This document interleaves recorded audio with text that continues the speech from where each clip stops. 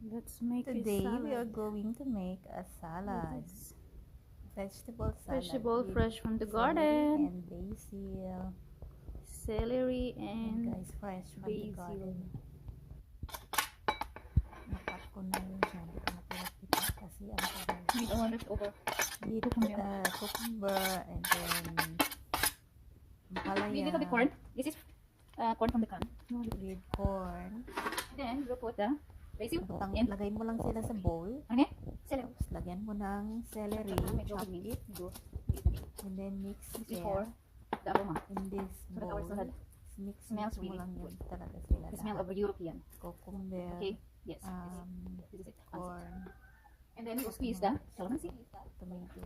Squeeze the calamansi. Tapos, hindi ako magamit ng Calamansi. vinegar. You want with mayonnaise? Yes. Lagyan ko lang sila ng Don't want it with calamansi juice.